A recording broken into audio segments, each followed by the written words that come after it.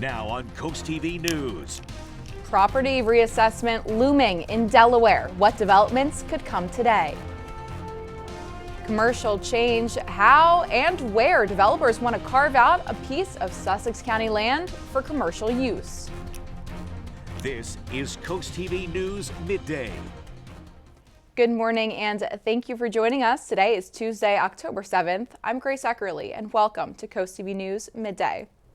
Starting off this morning, we're going to be taking a live look into Milford. Chris, that's a nice view, and That's a nice tie that you've got on. I like the red. Thank you. We both got the Phillies memo today. Yeah, it didn't go well last night. Hopefully they can pull it out tomorrow night and stay alive. Temperatures out there right now are very nice. Temperatures right now in Cambridge, 73 degrees. Beginning to see some of those high cirrus clouds move in ahead of some rain that's going to be moving in tonight. Right now, gorgeous start to the day. We're at 76 in Rehoboth, 75 Dagsboro, and 77 in Salisbury. You can see some of those clouds beginning to filter in back off to the west. The rain is still back off through western Pennsylvania, Ohio, down through Kentucky. The cold front back off just northern Indiana. That is going to be pushing through tomorrow. So a gorgeous afternoon, one last warm day, so to speak, with temperatures right around the 80s, lower 80s this afternoon. And then those clouds will be on the increase through the evening tonight.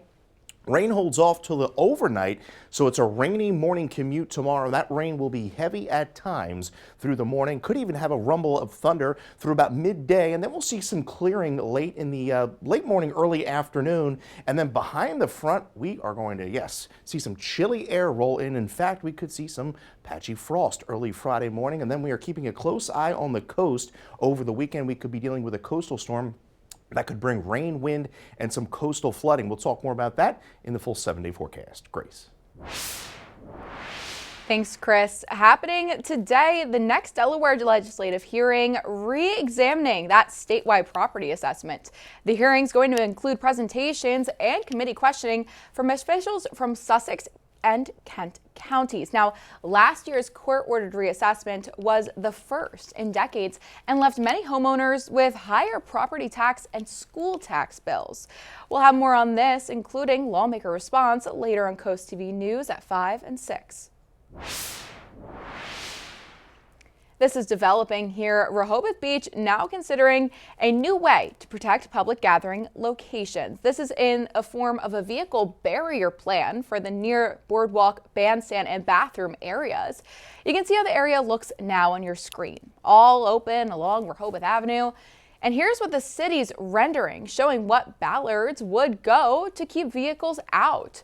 Those same ideas apply near the boardwalk, and here's what it looks like today. And here are the city's envisions. With bollards, the city says there are new gates that will allow for emergency access. The plan is meant to prevent vehicles from entering crowded pedestrian areas during events. And if it's approved later this month, installation could begin in March. This big development is back in front of Sussex County Council today. You're looking at the area where it could happen to house the North Star development. This is located on Route 9 and Beaver Dam Road in Lewes. Now, more than 700 homes and 94 apartments are already approved for the land here, known as North Star property. But now, developers want to rezone nearly 13 acres to build commercially on nearly 100,000 square feet of commercial space. But what that commercial space would hold exactly hasn't been made clear. Some people we spoke to living near the area say that they hope Sussex County Council denies the rezoning request. Right now, I would say no to more commercial space. I mean, Route 1 is all commercial, and we have a lot on Route 9 now, and more and going on 16. I mean, I don't really think we need more commercial. This project is broken up into 3 parts: the houses, the apartments, and the commercial space. That commercial space is what's up for discussion today, County Council. At the same meeting, County Administrator Todd Larson set to bring the Land Use Reforms Group recommendation and report. That goal is to change how the county handles development and growth. The group came up with 20 recommendations. They include working with DelDOT to make sure there is enough road infrastructure before new developments are built, charging developers a transportation impact fee in certain conservation areas, forest preservation, and a master plan zoning ordinance for large-scale developments. You can't cherry pick now. This is not a menu. This is a package of recommendations. And again, this is part of the Sussex County Council meeting that's scheduled for today at noon. Wacomico County Public Schools are moving forward with a multi-million-dollar plan to improve safety. District officials want to install a weapons detection system or metal detectors at every single school, but it won't be cheap. Initial estimates show it could cost roughly $6 million. Now, some parents we spoke to have mixed opinions on the investment. As a parent, I would love to keep kids safe. I think safety is paramount importance. However, as a taxpayer and somebody, that has some skin in the game, I would just hope that they put a lot of thought and effort and study into the proposal. Wacomico school officials say they're exploring ways to raise the money needed, and they're not sure yet when they will buy the systems or install them. In Ocean City, a proposal to operate a water taxi service that gets the public to a hearing today. This is at the Planning and Zoning Commission meeting, and it's a request to allow this business to operate along the east end of the lagoon, leading to Assawoman Bay. The plan, submitted by Stephen Butts of OC Bay Hopper, it includes a ticketing and sales office, as well as a docking space for the water taxi boats off the coastal highway. That hearing set for 6 p.m. Coming up after the break, 2 years of war in Gaza. Now a high-stakes talk today as Israel and Hamas negotiators meet in Egypt on Trump's peace plan. Negotiators for Israel and Hamas meeting for a high-level talk in Egypt on President Trump's peace plan. Those talks underway today as it has been officially 2 years since the start of the war in Gaza. NBC's Alice Barr shows us how part of those talks include releasing the last living hostages and the remains of the others. This morning, as Israelis mark 2 years since the Hamas terror attacks that killed 1,200 people while taking 250 hostage. It's like an open wound. The hostages, I really can't believe it's been almost 2 years. It's been 2 years. And Palestinians pray for an end to the war that followed, killing more than 66,000 in Gaza, according to health officials there. Finally, signs that peace could be near. We have a really good chance of making a deal, and it'll be a lasting deal. Israel and Hamas working through the details of President Trump's 20-point peace plan, with Arab mediators in Egypt shuttling between the two sides. We have just about every nation working on this deal. Under the agreement, Israel would stop the war and gradually withdraw from most of Gaza, provided Hamas frees all 48 of its remaining hostages, 20 of them believed to still be alive, disarms and leaves power. That last provision, long a central sticking point, still an open question, leaving hostage families suspended between hope and dread. We cannot let another deal collapse.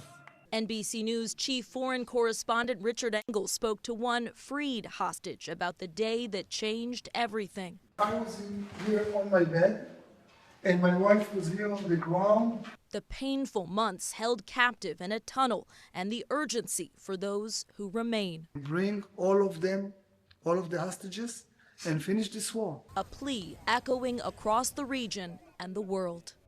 In Washington, Alice Barr, NBC News. Well, our warm, sunny weather continues for just one more day. We have a cold front moving through tomorrow, and that will bring rain primarily in the morning, and then a big cool down comes. We're talking potential for some frost by the end of the week, and then a weekend storm that we may have to contend with. We'll break it all down in my full forecast right after the break. Well, we have had a beautiful stretch of weather here on Delmarva. It's going to come to an end tomorrow briefly, and then we'll see the sunshine return Thursday, but much cooler weather is on the horizon. We're at 77 right now, 66-degree dew point with that southwest wind. We're seeing the humidity levels creep up ever so slightly, and temperatures are an ocean view hovering right around the upper 70s to near 80 through the afternoon. We're at 76 in Milford, 77 in Georgetown, 77 in Salisbury, and we're at 76 in Dagsbury. See the wind flow out of the southwest. We'll see some gusts upwards of 20-25 miles an hour throughout the afternoon, and that has allowed for dew points to creep up mid to upper 60s, but it's going to be a brief shot of humidity because the cold front coming in tomorrow is going to give us some really nice dry air. And in fact, the coolest air mass we've seen so far this fall. You can see clouds beginning to increase through much of western Pennsylvania, Maryland, and Virginia. The rain is still back off to the west across portions of Ohio, Kentucky, and Indiana. And here's the cold front extending from St. Louis into Chicago. And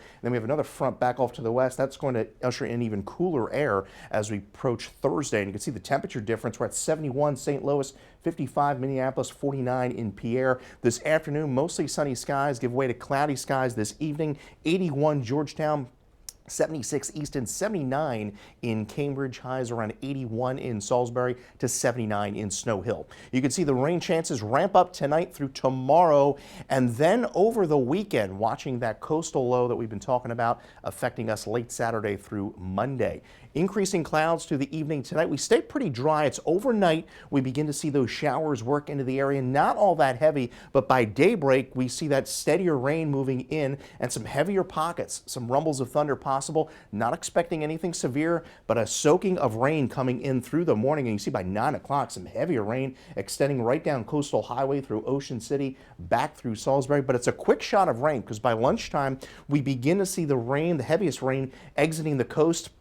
Skies gradually clearing from north to south through the afternoon, but strong north winds will be kicking in, so the breeziness is really going to begin picking up tomorrow afternoon through the evening. Rainfall on the average of 1 inch expected. We could see locally higher amounts up to 1.5 inches through Wednesday afternoon. The winds out of the southwest gusting upwards of 25, but then as we go into Wednesday night through Thursday, you can see some gusts upwards of 35, and it's going to be chilly Thursday. We're going to have sunshine, but strong northerly winds. Temperatures falling, struggling to get out of the low 60s, and we could even be dealing with some patchy frost by Friday morning. Then, that high pressure system to the north, it's a battle between this area of low pressure developing off the Carolinas. That may swing up some rain, some wind, and even some potential beach erosion as we go into Sunday through Monday. 64 Thursday, mostly sunny skies. Temperatures right in the upper 60s on Friday, and then watching that coastal low late Saturday, Sunday through Monday. And coming up tonight on DSN at 6:30, Cape hosts Sussex Academy in boys soccer. Then it's the final score at 10:30 p.m. That's along with the soccer match you can watch on these exclusives on DSN Plus. At 4 p.m., Our Lady of Mount Carmel takes on Saints Peter and Paul in girls soccer. Del Mar visits Smyrna in field hockey, and at 6, more field hockey when Cape travels to Sussex Academy. Hope you're having a great Tuesday so far here along coastal Delmarva. If you join us today at 4 on Coast Life, here's what's coming your way. 'Tis the season for candy corn. Love it or hate it? That is going to be today's great debate. Also, we've got another What's the Word for you. We're going to learn a little bit about the history of the word Zamboni. And we hope you're hungry. This delicious looking salmon is this week's Dish of the Week. All that fun and more is coming your way today at 4 on Coast Life. We'll see you then. Well, if you're looking to get outside today and enjoy one of Delaware's many trails, one area won't be an option. Happening today, Gordon's Pond Trail will close. The park says it's just for routine maintenance, and during that time, the trail completely unpassable, but it'll reopen later in the day. The Delaware Center for Inland Bays says they're holding an open house focused on coastal resilience. It'll highlight the importance of building resilient coastlines in the Inland Bay watershed. According to the center, people can view the interactive displays and take part in hands-on activities. The open house is set for October 15th and October 21st, both from 3 to 6 p.m. 2 votes. Still, no breakthrough. America is on day 6 of the government shutdown. We'll have the latest after the break. The acting director of the CDC now echoing President Donald Trump's message about the MMR combination vaccines. Jim O'Neill has called on vaccine manufacturers to break up the combination shot. In its place would be separate vaccine shots to protect against measles, mumps, and rubella. That vaccine has been approved since the combination happened in 1971. The government shutdown is continuing with no end in sight as the Senate continues to vote on two funding options. Lawmakers voted against a procedural motion to advance a Democratic alternative to the House-passed funding bill. The measure, which needed 60 votes to pass, failed along party lines 45 to 50. Now, in a second vote, the Senate rejected the House-passed Republican funding bill by a vote of 52 to 42. Well, the sun is shining in Milford. A beautiful morning will give way to another warm day on the peninsula. 79 degrees on our way to highs in the low 80s. Clouds will be on the increase through the evening ahead of some rain developing tonight. Michael Jefferson, Millsboro, Delaware. You're the winner of our Coast TV weather umbrella. I have your 10-day forecast right after the break.